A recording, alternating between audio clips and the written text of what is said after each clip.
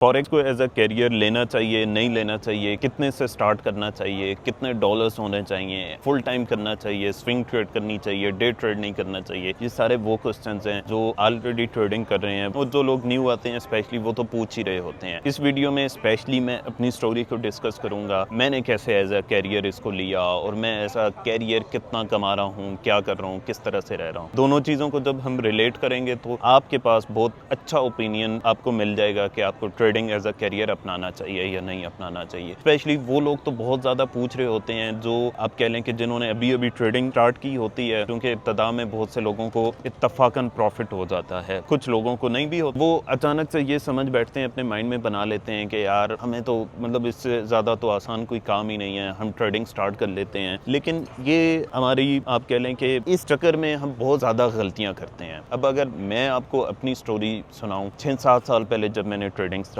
की थी, सीधी सी बात है कि मुझ पे थोड़ा बहुत कर्जा था, मैंने ट्रेडिंग स्टार्ट की। मैं इसको शॉर्ट करके आपको बताऊंगा। मुझ पे कर्जा था, कर्जा उतारने के लिए मैंने ट्रेडिंग स्टार्ट की और मेरा मतलब ये था कि मेरे पास बैकअप प्लान कोई नहीं था, मेरे पास कोई डिग्री नहीं थी, कोई बिजनेस नहीं था, ना इन्वेस्टमेंट थी, ना कुछ और था। अब जब ट्रेडिंग स्टार्ट कर दी तो $100-200 किसी से मांग करके मैंने ट्रेडिंग स्टार्ट की थी। इब्तदा में मुझे भी प्रॉफिट हुआ। ये है कि एक चीज़ थी कि मैं उससे पहले क्योंकि छोटे मोटे बहुत सारे बिजनेसेस कर चुका था और मुझे फेलियर का कभी डर नहीं हुआ। मुझे ये कभी टेंशन नहीं होती थी कि अकाउंट वॉश हो गया है या लॉस हो गया है, क्योंकि मैं देखता हूँ कि बहुत सारे लोगों को ये प्रॉब्लम बहुत ज़्यादा हो रही होती है कि छोटा सा भी लॉस उनसे बर्दाश्त नहीं हो रहा होता। और ये $100-200 ये कोई अकाउंट्स नहीं होते या ये कोई ट्रेडिंग नहीं होती। बहरहाल $1000 से मैं ट्रेड कर रहा था उसके बाद, और कोई 6-7-8 साल तक मैं रेगुलर ट्रेड करता रहा। आप कह लें कि रेगुलर प्रॉफिट होता रहा। कभी मुझे $200 होता, कभी $300 होता, कभी $400 होता। अब इसमें आकर के यहाँ पे एक ऐसी गलती की कि अगले साल 2 साल जो है मेरे पूरे ज़ाया चले गए, वेस्ट चले गए आप कह लें। मैंने ये किया,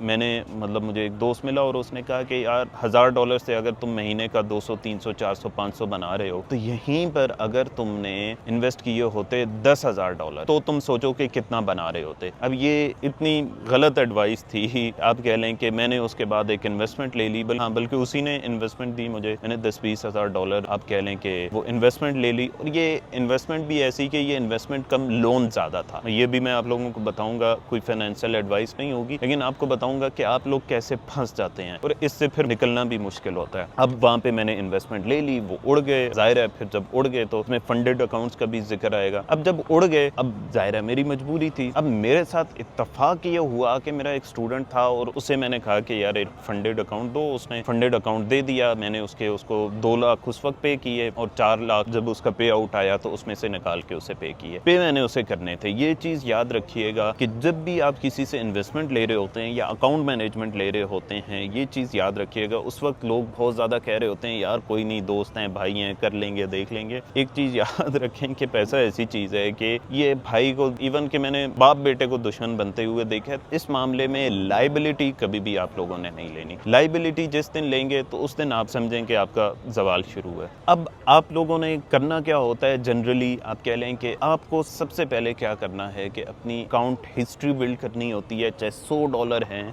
या $200 हैं। आपने सबसे पहले ट्रेडिंग स्टार्ट करनी है, ट्रेडिंग सीखनी है। एक स्ट्रेटजी आपके पास होना बहुत ज़्यादा ज़रूरी है। आपके पास ऐसी कोई स्ट्रेटजी नहीं है, आप तुक्के में ट्रेड कर रहे हैं, आपको 10 दिन प्रॉफिट हो जाता है, 10 दिन लॉस हो जाता है। असल में होता क्या है, जब हमें हो रहा होता है रेगुलर प्रॉफिट, चाहे वो 10 दिन है, 15 दिन है या 20 दिन, हम उस वक्त ये समझ बैठते हैं कि यार ये इससे ज़्यादा तो कोई आसान काम ही नहीं है, हमसे ज़्यादा तो कोई प्रॉफिट ही नहीं बना पाता। और जब हमें लॉस होना शुरू होता है तो तब हम बिल्कुल ही मायूस हो जाते हैं। इस मौके पे जो सबसे बेहतरीन तरीका है वो ये है कि आपने एक छोटी सी स्ट्रेटजी पकड़नी है, उस छोटी सी स्ट्रेटजी को बैक टेस्ट करना है। यकीन माने मैं ऐसे यहाँ पे अब दुबई आने के बाद मैं ऐसे लोगों को जानता हूँ जो मतलब आप कह लें कि जस्ट मूविंग एवरेज, जो जस्ट एक कैंडल की स्ट्रेटजी उन्होंने पकड़ी हुई है, उसकी सक्सेस रेशो अच्छी है। आप कह लें कि 70-30 भी सक्सेस रेशो है तो वो प्रॉफिट में होते हैं। हम इग्नोर किस चीज़ को कर रहे होते हैं कि बहुत से लोगों की स्ट्रेटजी बहुत अच्छी होती है, लेकिन अब आप स्टॉप लॉस यूज़ करेंगे तो स्ट्रेटजी काम करेगी ना। आप स्टॉप लॉस यूज़ नहीं कर रहे, मेरा सिग्नल ग्रुप है उसमें 30-40 पिप से ज़्यादा का स्टॉप लॉस ही नहीं होता, और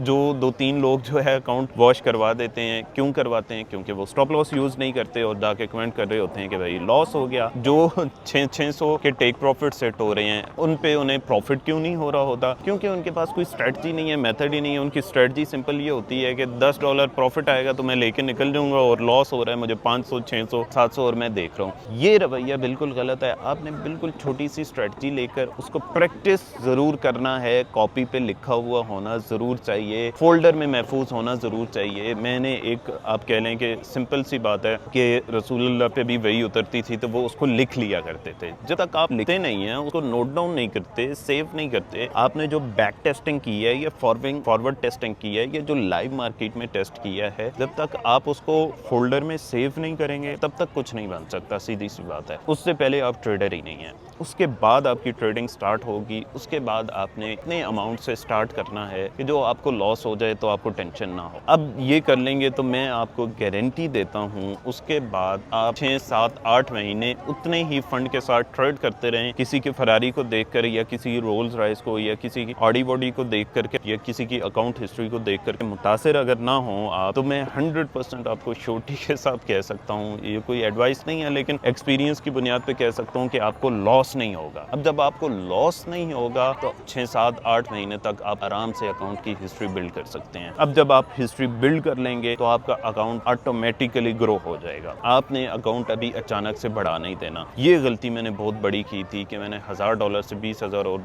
जब वो सारे उड़ गए, अभी मैंने आपको बताया $1000 हैं आपके पास, आप $2-3 हज़ार डॉलर कमा चुके हैं, इन्वेस्टमेंट लेने जाते हैं किसी के पास या कुछ भी, जो कुछ भी आप करने जाते हैं, आपने क्या करना है कि उसे हिस्ट्री दिखानी है, और $2-3 हज़ार डॉलर की हिस्ट्री है तो $5,000, मतलब नॉर्मली क्या बिजनेस में चलता है कि $5,000 से ज्यादा आपको नहीं लेने। $5,000 से ज्यादा लेंगे तो आप उसको बर्दाश्त ही नहीं कर पाएंगे, क्योंकि उतना पैसा आपने अभी तक ट्रेड ही नहीं किया होता। एक छोटे से उससे, मतलब अपनी अमाउंट जिससे आप ट्रेड कर रहे थे उसका डबल ट्रिपल, इससे ज्यादा आपने इन्वेस्टमेंट नहीं लेनी। इस तरह से आपने इसको स्टार्ट करना है। अब मैं आपको एक और चीज बताऊं कि देखें, आप किसी भी बिजनेस को उठा लें। अभी मैं $5-1 लाख पाकिस्तान लेकर गया कि मैंने सोचा कि किसी बिजनेस में इन्वेस्ट करता हूं, लेकिन कोई 3-4 महीने मुसलसल मैं बार बार जाता रहा, बहुत से दोस्तों से मिलता रहा जिनके अच्छे बिजनेसेस थे, लेकिन यकीन माने कि कोई बिजनेस ऐसा नहीं मिला मुझे कि जो मुझे कह लें कि पहले 6 महीने में 2-3% से ज्यादा आउटपुट दे रहा होता। अब जब एक फिजिकल बिजनेस इतना नहीं दे रहा, कोई बैंक इतना नहीं दे रहा प्रॉफिट, तो आप कैसे यहाँ पे कंसीडर कर लेते हैं कि मैंने अकाउंट डबल करना है, मैंने इतने % प्रॉफिट बनाना है और इतने % प्रॉफिट बनाना है? ये बिल्कुल रॉन्ग अप्रोच होती है, जिस वजह से बहुत ज़्यादा नुकसान होता है। फिर आ जाते हैं फंडेड अकाउंट्स पे। अब फंडेड अकाउंट की वजह से बचा, लेकिन अभी इस वक्त ऑन द टाइम मैं फंडेड अकाउंट को ना ट्रेड करता हूँ और ना कभी मैंने देखा है फंडेड अकाउंट। बहुत से लोग आके पूछ रहे होते हैं क्या, उन्हें कहता हूँ कि यार मुझे पता ही नहीं है, और ना मैं रिकमेंड करता हूँ। रिकमेंड क्यों नहीं करता कि जब मैंने खुद फंडेड फंड बनाने का सोचा और मैं गया इधर उधर लिक्विडिटी प्रोवाइडर्स के पीछे, तो ये तो पीछे बिल्कुल ही स्कैम है, बिल्कुल स्कैम है। 90% प्रॉफ फर्म के अकाउंट होते ही नहीं है, वो 100% डेमो अकाउंट्स होते हैं। और जब डेमो अकाउंट्स हैं, आपको पता है पीछे मनी नहीं है और वो टोटली फीसेस पे खेल रहे होते हैं। कोई भी प्रॉफ फर्म चाहेगी ही नहीं कि आपका पे आउट निकले।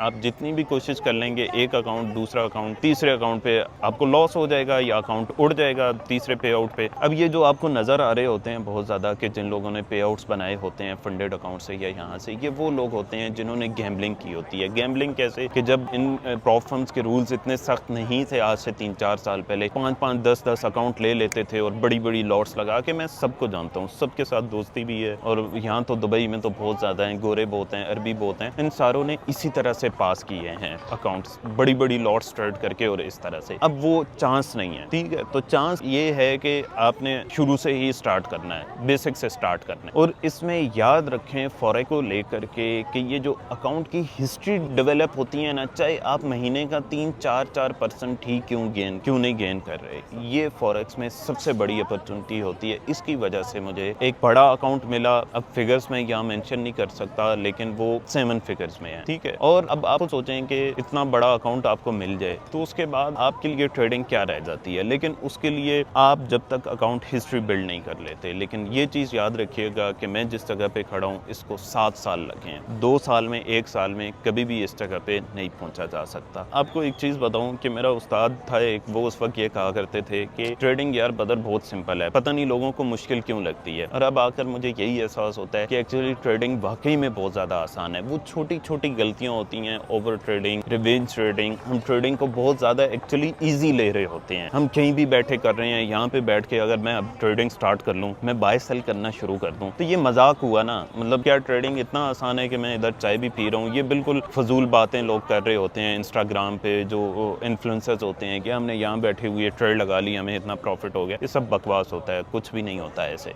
ट्रेडिंग फोकस होकर करने वाला काम है। तो हमें ज़रूर याद रखें। अगर कोई और क्वेश्चन हो तो कमेंट में बताएं। अल्लाह हाफ़िज़।